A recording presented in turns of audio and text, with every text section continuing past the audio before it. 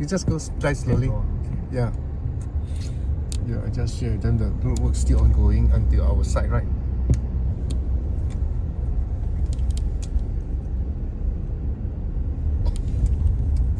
Oh, this one going to be huge.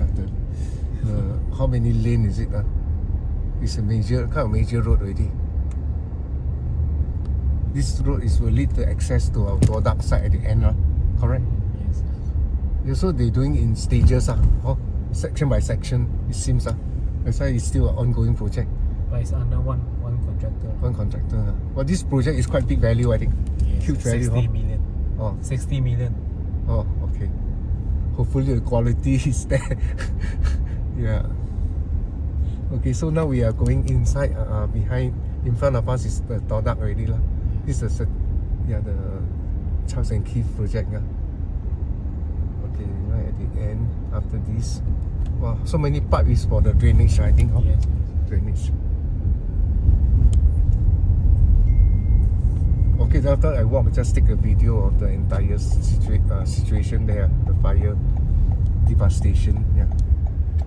I don't know whether anybody do any site clearing for that or not, or just leave it as it is already. Already clear already. Already clear already. Already clear, huh?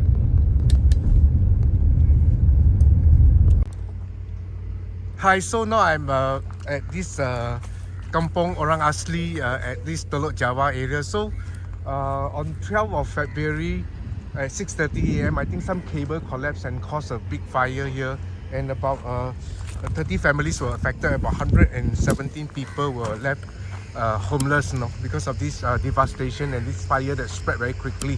So we are left only about 10 family or 10 houses there at the far end there, as you can see over there. So I'm going to show you the road coming in, and then you can see all the leftovers of all this devastation. But more importantly, you look across the site, we can see that Sinibong Crew's site land reclamation works is very advanced. It's almost already merging with our land here. You can see that the edge of the land reclamation and the kind of structure of the soil and all that is already almost up to our site, except for a canal. I think they're keeping this canal as a boundary. You can see this canal as a boundary. Yeah, the site is already kind of merged with our land. On the right side is our land. On the left side is Sinibong Crew. So this mega reclamation project by Sinibong Crew is very advanced already. I think they already, there's probably behind me, there's a canal behind me. Yeah, that separate the two plots. So there's this narrow strip here that I'm standing at. Yeah, so this is the situation here. So on the Orang Asli side, I think after the devastation, they were evacuated to the temporary relief center at this, I think Dewan Mafakat Taman Megaria there. Yeah, and then after the evacuation, now they are kind of housed in the PPR, the government housing for them at Taman Cendana. So in future, they may still move on to the Kuala Masai land that is prepared for them by the Orang Asli department.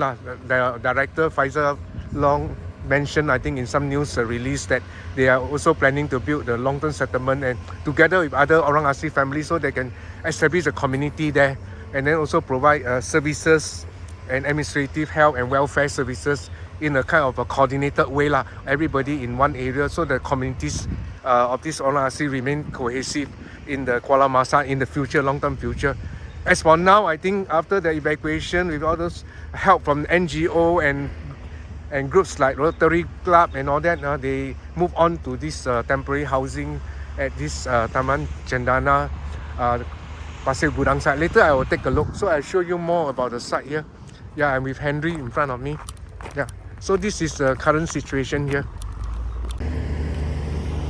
Hi, good morning. Right now I'm at this Kampong Orang Asli at this Teluk Jawa site here, which on the 12th of February, early in the morning at 6:30, there was a devastation by this caused by a fire.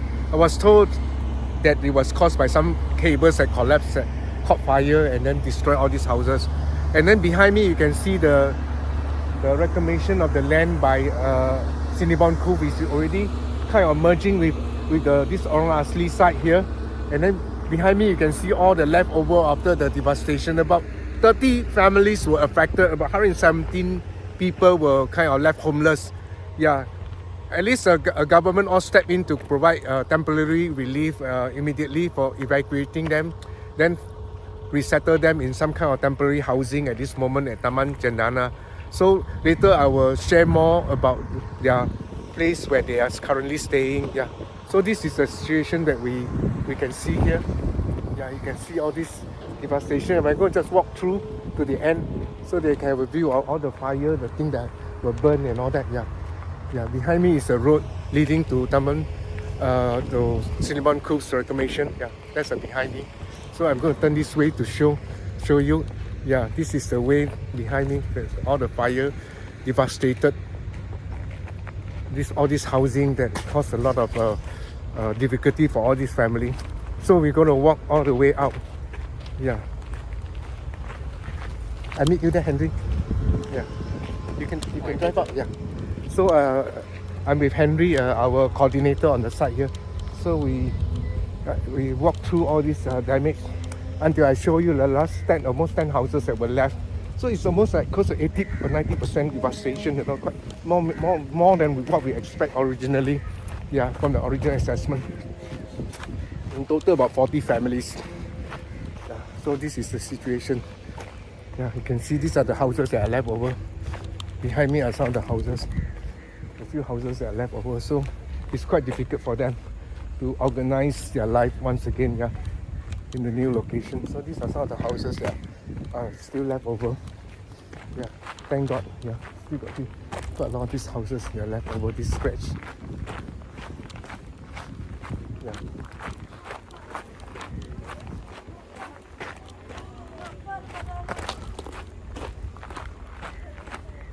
Yeah, still some of these houses that are left over. Only a section of them. Okay, and then Teluk restaurant behind me, right behind me at the entrance is also spared.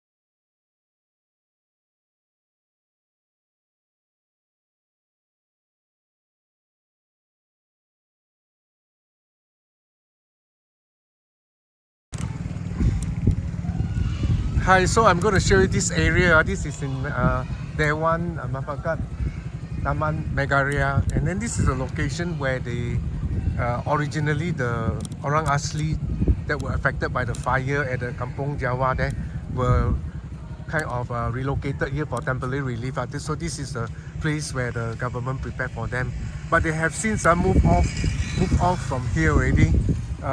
And then of course this orang asli got a lot of help and contribution from NGO, the government, even the Sultan support them. So in terms of financial contribution, they don't really need money from anybody. They are actually quite well taken care of, even by Orang Asli department, the various authority. So this is the temporary shelter that is being used to house them in the first instance after the fire. Yeah.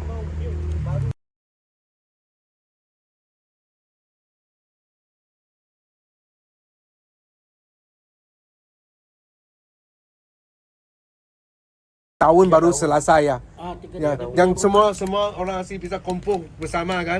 Di Yang sebelah Teluk Jawa tu ada satu rumah. Ada yang dia udah siapin tanah buat dia kan 5 acre atau berapa kan. Tapi mau dekat-dekat 3 tahun. Yalah, Dia bayar sebulan 100 je.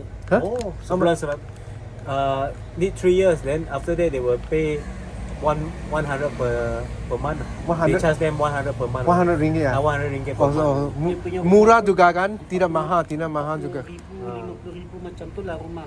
Oh, 50,000. Hah? 40 lebih lah atau sampai Oh, 50 itu rumah 40,000. Ah. 40,000 the house. Means what, each house ah? The house 40,000, but they ask them to pay 100 per month. Oh, 100 per month. Oh, okay. 40,000 only. Okay. Ya. Oh. Jadi dia udah pindah. Dia di sini berapa lama ya 2 dulu? minggu. Oh, baru 2 minggu aja udah ke Cendana, ini Taman Cendana. PPR lah. Government PPR. Jawa suruh pergi Cendana. Oh. Pergi Cendana Okay. dengan tak ada renovate apa.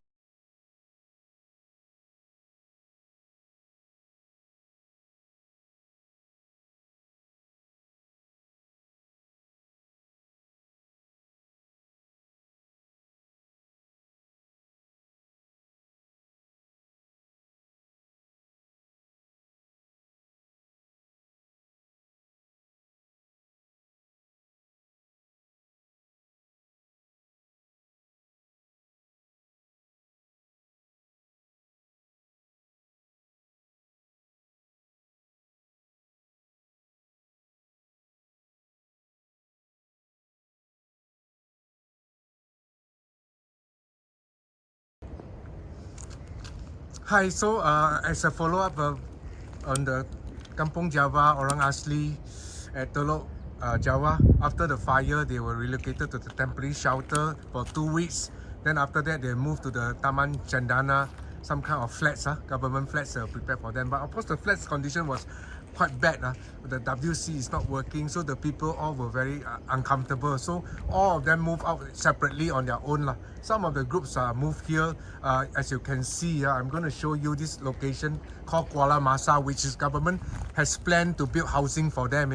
Each houses is like about 40,000 ringgit like that. Then make to allow them to pay 100 ringgit a month. So this is the location beside this Kuala Masai, this river here, because Orang Asli like to live next to a river, you see, where they can do their fishing and livelihood. Existingly, some in this location, you can see there's already some houses, but I think government is going to improve and build proper housing for them around this river, kind of canal here that can flow out to the sea, so can continue their livelihood. As you can see, they have these boats, they do fishing.